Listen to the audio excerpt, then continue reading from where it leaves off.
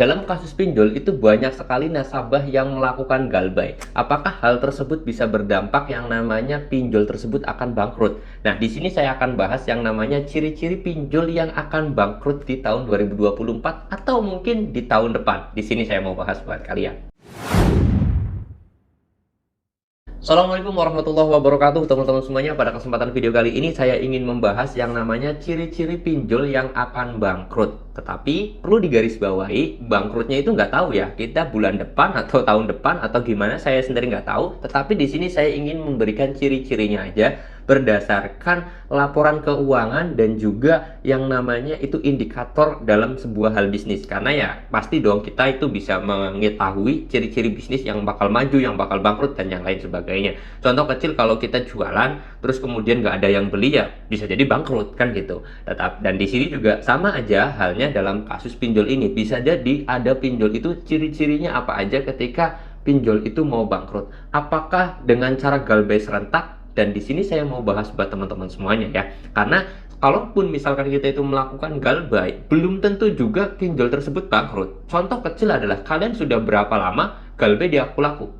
Kalian sudah berapa lama galbay di aplikasi si pinjam atau Shopee, atau kalian itu sudah berapa lama galbay di Ada Kami? Sampai detik ini aplikasi tersebut tidak bangkrut kan? Aplikasi tersebut masih terus berjalan, aplikasi tersebut yang masih memberikan pencairan dan yang lain sebagainya. Nah, di sini saya mau bahas ciri-ciri aplikasi yang mau bangkrut atau pinjol yang mau bangkrut ya teman-teman semuanya. Oke, di sini langsung aja saya bahas teman-teman. Yang pertama, dari tingkat TKB. Apa itu TKB? Tingkat keberhasilan bayar. Dalam sebuah pinjaman itu ada yang namanya TKB, terus kemudian TPW, itu tingkat wan prestasi ya teman-teman semuanya, dan lain sebagainya itu masih banyak. Dan di sini saya mau bahas terutama yaitu cirinya dari TKB-nya itu sangat rendah.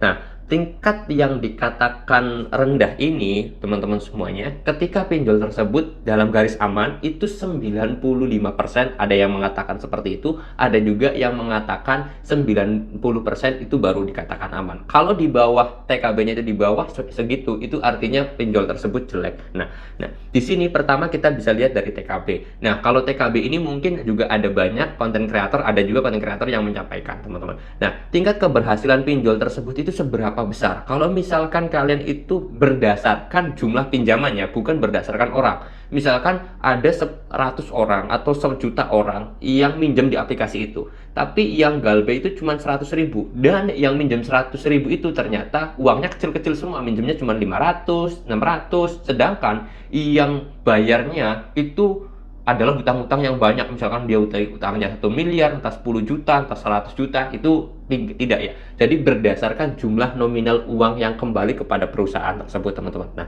TKB ini tingkat keberhasilan bayarnya bagus atau tidak.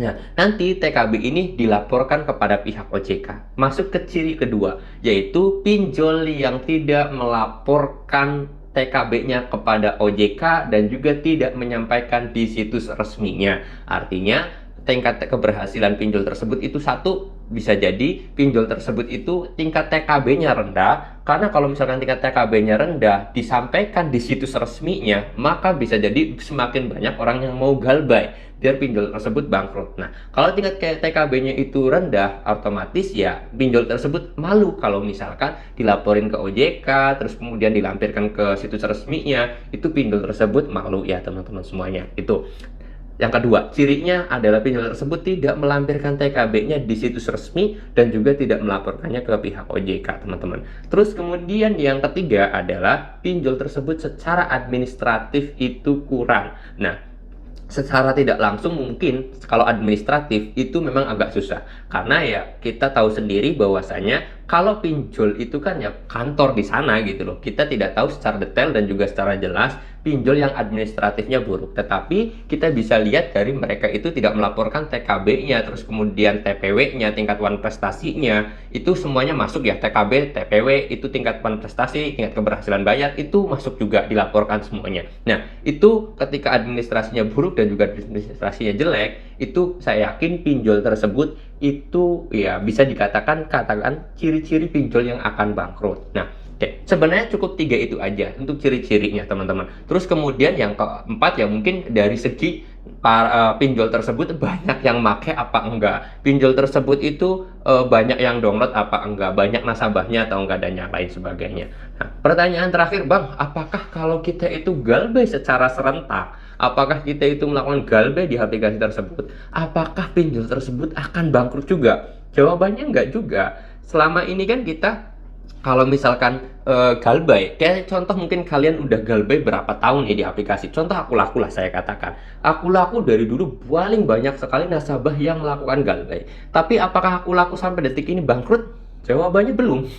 Terus kemudian Shopee, banyak sekali nasabah yang galbay puluhan juta tapi belum bangkrut. Kenapa? Karena jumlah pinjaman yang kalian pinjam itu mungkin nggak seberapa dibandingkan orang yang bayar. Karena di Indonesia ini untuk TKB-nya ternyata masih 90-an persen, 95 ke atas teman-teman. Atau kalau nggak salah itu 97% untuk laporan di tahun 2023 ya. Tingkat keberhasilan pinjol itu masih 97%. Dari total keseluruhan pinjol ini ya, dalam kata kutip. Nah, artinya ya tidak menutup kemungkinan bahwasanya ya karena masih ada 97% orang yang bayar pinjol, sedangkan yang galbay itu hanya 3%. Apakah hal tersebut bisa menutup kerugiannya? Ya, pas tentunya belum. Karena pinjol tersebut kalau bisa bangkrut itu ya mungkin TKB-nya sudah di bawah 90%. Nah, kalau hanya 3% yang galbay atau 3% orang tersebut tidak melakukan bayar sama sekali, ya pinjol tersebut masih bisa menutupi galbaynya kalian itu dari 97% tadi. Bisa dari bunganya, dendanya, dan yang lain sebagainya. Seperti itu ya. Nah, terus solusinya gimana dong Bang agar pinjol tersebut kita cepat bangkrut? Ya, mau tidak mau sebenarnya ya semakin banyakin orang yang galbay juga bisa, dan juga kita bisa melaporkan langsung sebenarnya. Laporkan saja ke pihak OJK.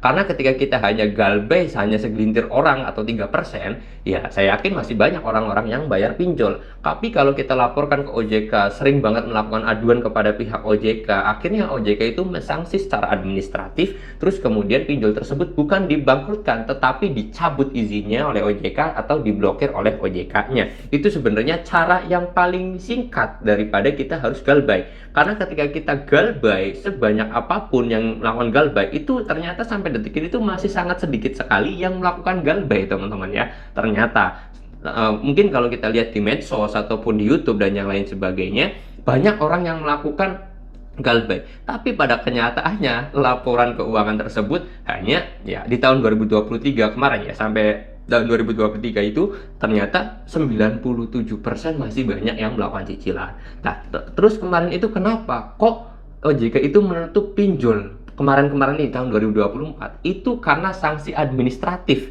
sanksi terhadap DC yang neror kalian secara brutal.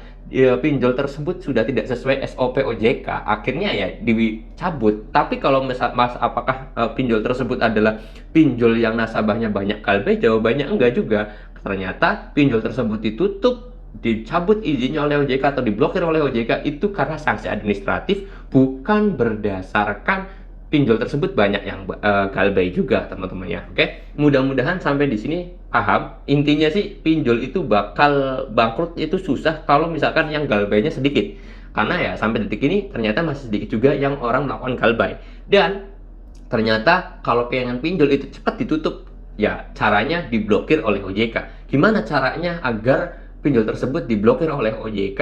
Caranya ya tadi, kalian itu sering banget melaporkan kasus-kasus pinjol tersebut ke OJK-nya langsung, seperti itu ya teman-teman. Oke, mudah-mudahan video ini bisa bermanfaat, dan kalau kalian suka dengan video ini silahkan di like, kalau kalian nggak suka boleh di dislike aja. Saya mau tutup dulu video ini dengan kata assalamualaikum warahmatullahi wabarakatuh.